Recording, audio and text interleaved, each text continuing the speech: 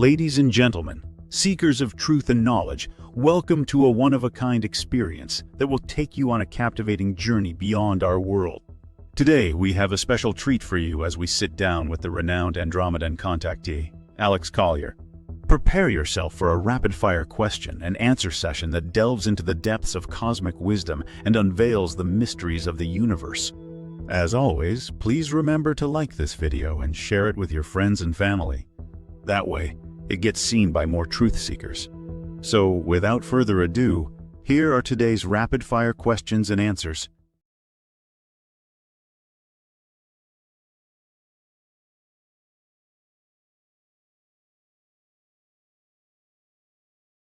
I would really like to know more about timelines and time travel. Do we exist on more than one timeline? Have people traveled back here from the future to help us? And how does this work?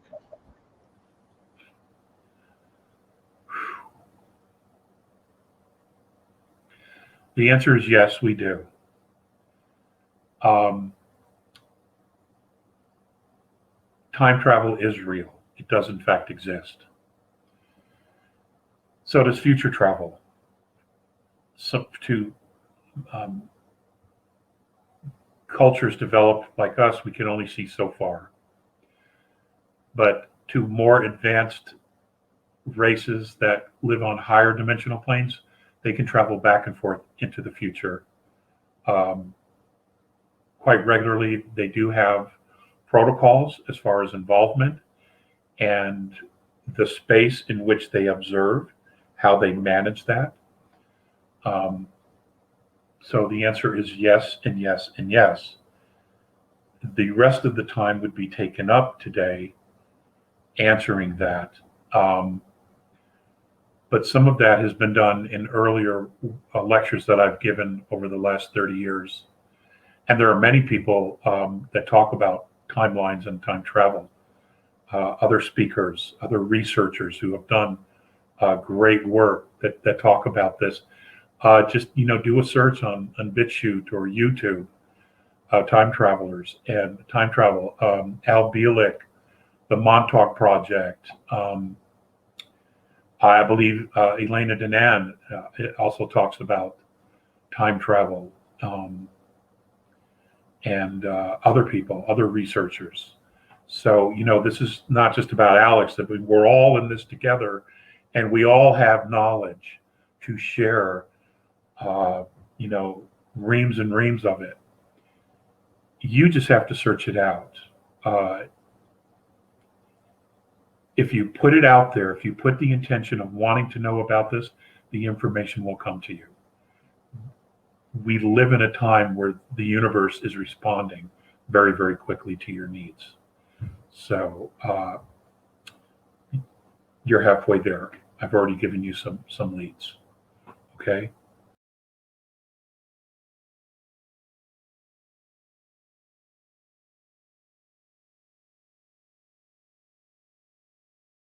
Dear Alex, thanks for all you share. Can you share more about the second sun, or our sun being part of a binary star system?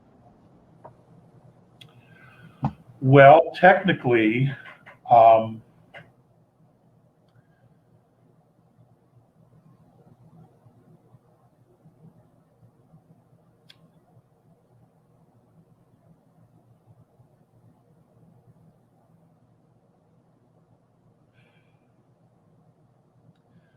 we are part of a binary star system. And we have a dwarf star that comes in and comes out. The orbit of it is anywhere between 36 and 3,800 years. Now, they try to give it a very specific date, but what they don't understand is that the system in which this dwarf star orbits is controlled. In other words, the advanced technology of the group, the star civilization, star nation that evolves around this dwarf star, they have the ability to slow down and literally stop the orbit of not only the star, but the planets that orbit it. So They come and go as they please.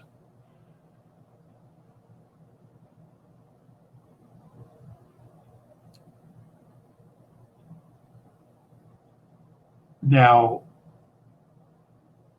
there is a fourth dimensional sun that at times makes an appearance. And it'll come and then it'll go, it'll come and then it'll go. Eventually, what's going to happen is that as we move further and further into fourth density, its presence will remain permanent. Now, as we move fully into fourth density, we will become a binary star system in fourth density. When we move into fifth density, we will be a trinary star system. There are 3 stars where we're going. What happens to Nibiru? I can't answer that question. I do not know. Will they ascend into fourth? I don't know. You know, when stars nova here in third density, we think that star's dead. Well, it may be dead in third density. That doesn't mean it's dead in fourth density. Okay? It doesn't mean that at all. It just means here, its mission, its purpose is over with. In fourth density, that star may still exist. It may be in a different place, but it still exists because it's pulling energy from fifth density. That's how this works. You see, there's a symbiotic relationship between all living things and all living dimensional realms or planes of existence. They're all connected. Everything is connected, and everything, the dimensions, all of it is connected to Source, to Creator. So, all things are Creator. In a nutshell.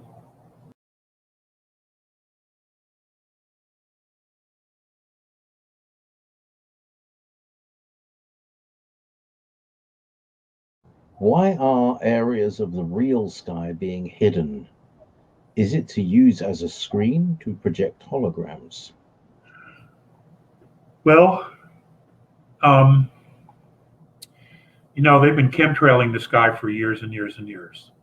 So they put a lot of junk up there, a lot of metals and things like that. Now, the cover story for that is that they were concerned about the sun getting hot and heating up the planet, so they were going to try to block out some of the sun's UV light. How's that worked for everybody? Right? So you might also want to look at the idea that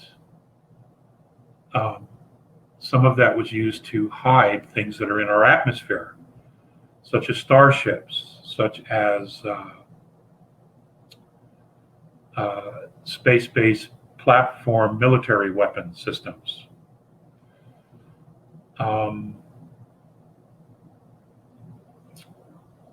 Other space stations that we are not meant to know about or see. Could also be that it's hiding a Stargate that's in our atmosphere. There's a lot of things going on. A lot of things going on.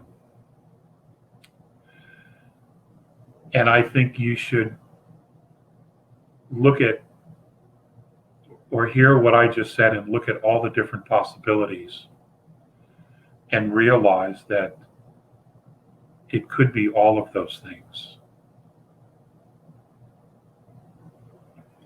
It could be all of those things. But you're very astute in observing that parts of the sky aren't real. It's very astute of you, because that is the case. They typically do it over the ocean where there isn't, whether you don't have the observers. They typically like to do it over the ocean. But occasionally, you know, those holographs move. They move. So, or they glitch. So, Oh, very astute. Oh, sorry. I thought I you. want to add one more thing to this. Keep adding. When we were detonating nuclear weapons on the surface of the Earth, and they would blow, and they would reach the sky, the atmosphere, you would see an opening of the atmosphere, of the sky, and then you would see space. There are photographs and photographs and photographs of this. Those stars that were seen in those pictures, many of them had nothing to do with the star constellations we see. They were of unknown origin, unknown space, unknown parts of either the galaxy or galaxies. So they opened up a window to someplace else. Do those windows ever fully close? Do they ever fully close? Even though the atmosphere may eventually come back, does that window, that portal that was opened by that weapon, ever actually close? Or does it remain open? Hmm. Hmm. Mysteries. There's so many mysteries.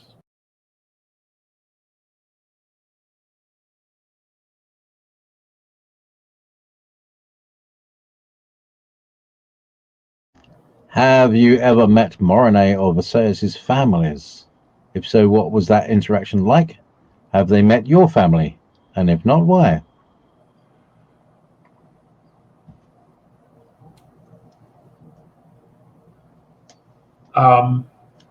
I'm not aware that Visseus actually had siblings at all. And in fact, it would surprise me if he had, based on the type of work that he did. So there's never been any mention of him having a family. Regarding Morenay, that is a different story. In fact, he inherited his brother's children after his brother was killed in an accident. They were absorbed along with his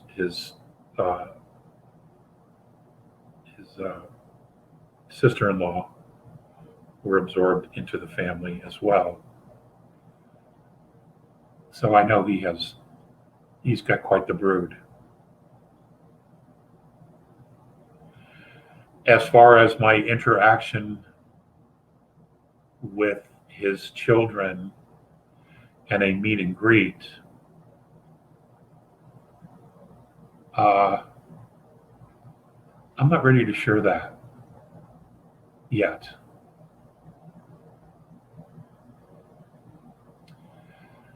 And as far as my family,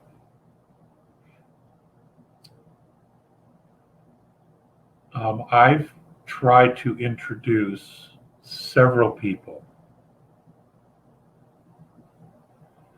to M.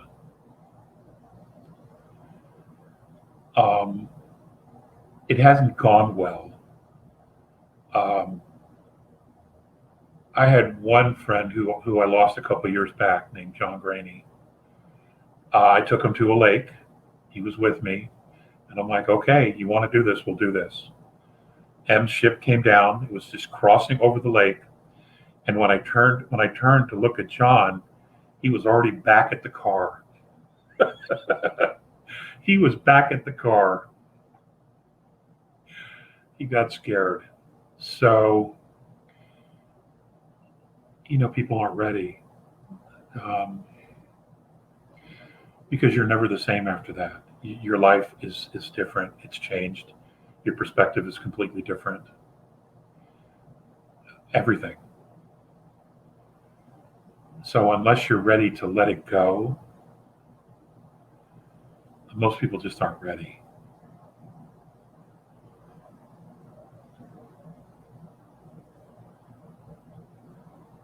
That's all I'm going to say at this point. That's a really good question, Lauren. Thanks. That's a good question. There is a lot of meat on that bone, but I'm not going to go there yet. So thank you for the question.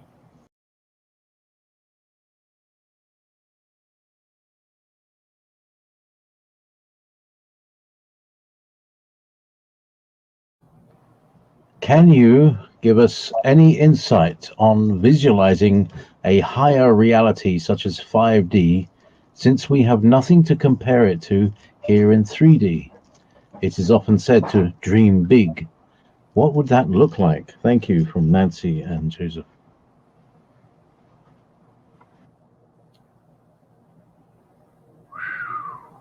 That's a tall order there.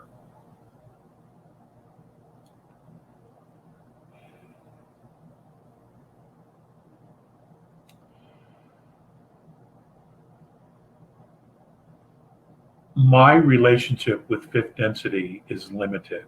It's limited primarily to just a spaceship and the ship itself and the occupants, and then just 91 days on a mothership to literally just one floor. But understand that my interaction with that density was not actually true, because I had to wear a belt, which created a third density field around myself. So I myself, while in third density in their space, was strictly the observer. I didn't actually physically experience fifth density physically myself, because my cellular structures simply wouldn't exist there.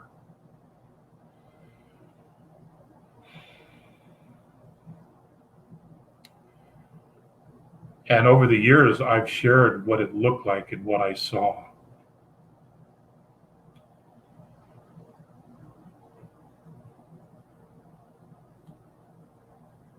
But energetically,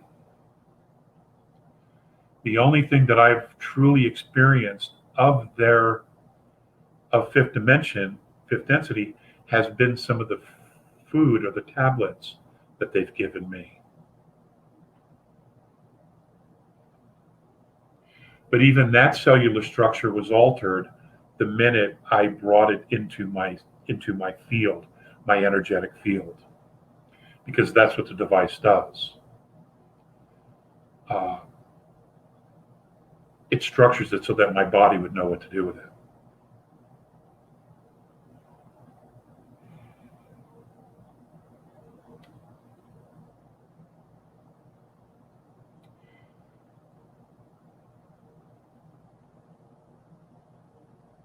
You know what?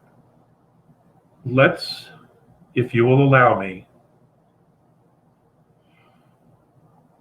let me address that in the next webinar. Let me see what I can recall about everything that I've seen there. But understand that what I present to you is observational. I didn't physically experience that frequency myself, if you can understand that. Now, I've wanted to. It was an absolute huge tease to be there and not actually experience it because of my physical limitations.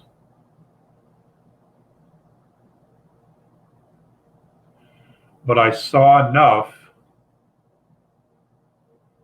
there that I am willing to be a popsicle. Okay, as long as I'm floating in that system.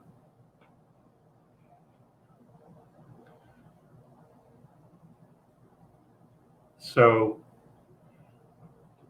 let me put some things together for next week, because that'll chew up a lot of time here. And we have 31 questions. We started with 29. Okay. And I want to get to some more questions. That's a good question, Nancy and Joseph. Thank you for asking it. So again, what I'll have to do is just give you the observational stuff on that.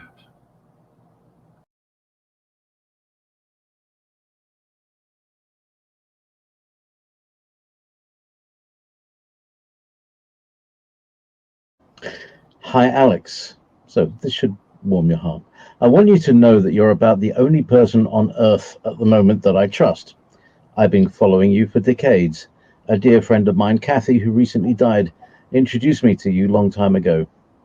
I have noticed so much alien talk on every venue, as well as the Christian side turning up the heat about all ETs being demons and fallen angels. They turned up the heat on both subjects areas from both sides. Can you address this? Yeah. Wow, Rose. Great question. Yeah, I have watched this as well in total dismay. But that's been the conditioning, right? Fear first. The first immediate response has got to be fear. Now, as far as the government stuff, they have to start coming clean because of all the things happening off world. They have been clued in, dialed in, basically told what's happening on some levels. So they have to start talking about some stuff. The fact that they have reverse engineered all this technology for the last 70 years, they have to come clean. They just don't know how to do it because they fucked everybody over for 70 years, destroyed lives, lied to everyone about everything. And they're liable.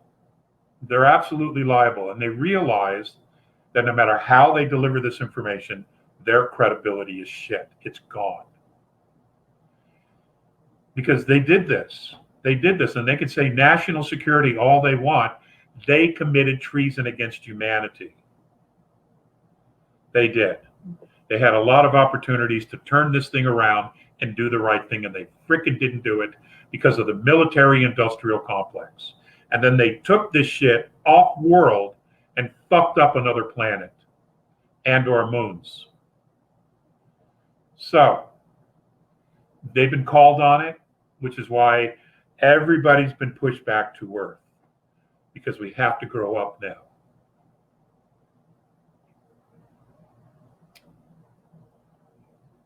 The religions, why would anybody be surprised? Everything's the devil. It's just insanity. It's just insanity.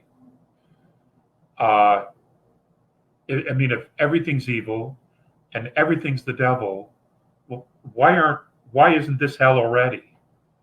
Right? Why are we still worshiping and praying to God? It's nuts. Because that's not how the universe works. It's a duality. It's a duality. So, you have to understand, and you have to realize that, God's a hell of a lot smarter than we are. And I personally don't buy the whole devil thing. I flat out don't.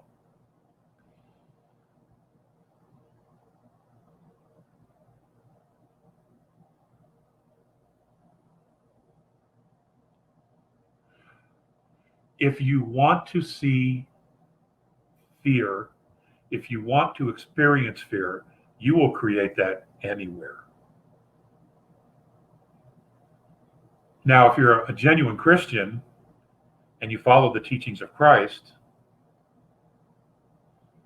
he did say, my Father has many mansions.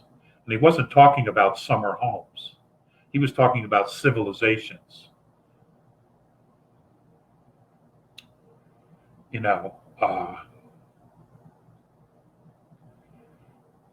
So God would make them all evil everywhere in every galaxy, and he would put us on a tiny little planet in a matrix where it would be impossible for us to do the right thing because we wouldn't know. And if we screw up and do something wrong, make a mistake, we all go to hell. Who would sign up for a deal like that? I mean, come on. That's such bullshit.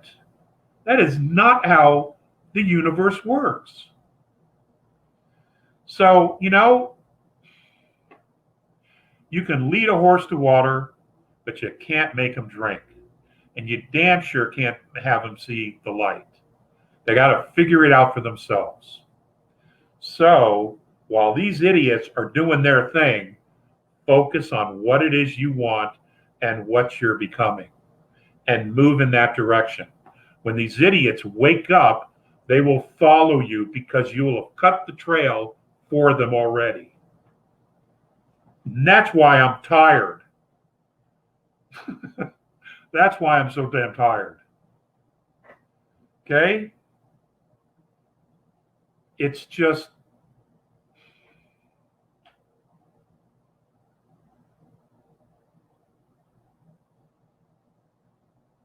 when stupid wants to fix itself, it does. That's exactly how I feel about it.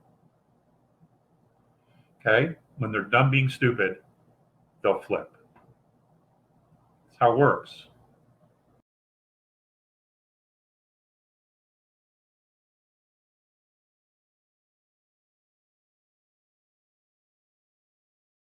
Many people across North America are having encounters with dogmen, a creature with a humanoid body with a canine head.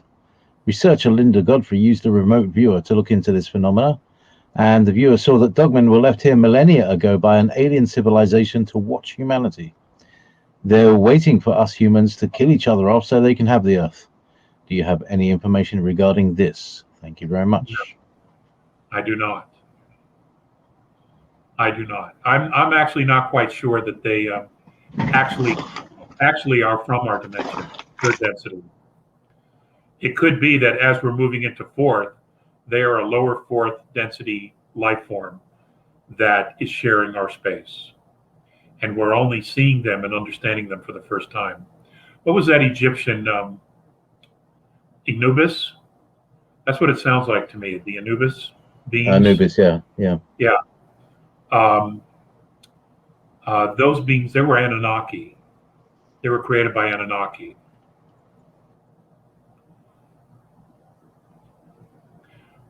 Again, I'm not sure that they actually have inhabited our physical space all this time with us. I believe that they're lower fourth density beings.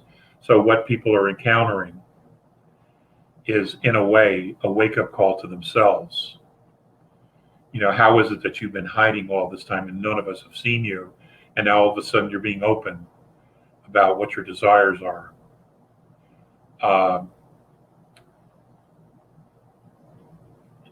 Don't be surprised if they're lower fourth density physicality. That is now, we're beginning to see them manifest because the frequency of the planet has risen to a point where we're crossing into, and we've talked about this in the past as well, others have as well, into the fourth density physically. Again, that's why a lot of our social structures are collapsing, governmental structures, because they'll never work in fourth density. This is the change of the frequency. They no longer serve humanity. So, but these beings there, and I mean, I've been sharing with you all that there's some real junk in lower fourth density. There is some garbage we're going to have to deal with, and we're going to see.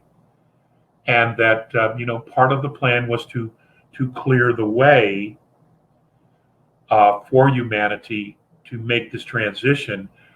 But it's also important that you observe what is there, because it is real. It is real, and to prepare you for the reality of living on another dimension, another frequency band, or plane of existence, you have to know that there's a physicality there, okay? That there's as much of a physicality as we've been dealing with down here. So, you know, it's not just a walk in the park, unfortunately. It's going to be interesting. You know, we're getting the crash course here. We really are. And, you know, we're all going to get our PhDs in being human by the time we get to 5D. We're all going to have our PhDs. There you have it, fellow truth seekers. An enlightening and exhilarating rapid-fire question and answer session with the remarkable Alex Collier, sharing his profound encounters with the benevolent Andromedan extraterrestrial beings. As we continue on our cosmic journey, let us embrace the wisdom of the Andromedans and carry their message of love, unity, and compassion with us. Together, we can create a world where humanity stands united, ready to embrace the wonders that await us in the vast expanse of the universe. If you found this rapid-fire question and answer session fascinating, don't forget to hit that like button and share this video with your friends and family. Subscribe to our channel and ring the notification bell so you never miss out on more captivating content like this. Thank you for joining us on this incredible adventure. Until next time, may the stars guide you on your path of enlightenment and exploration, and remember to always seek knowledge and stay curious. If you would like to see Andromedan Contactee Alex Collier live via video stream, we host an online seminar 3 times a month on a Friday at 2 p.m. Eastern Time. For more information and dates of upcoming online seminars, please visit alexcollier.org. Please click on one of the above videos to seek more of Alex Collier's knowledge.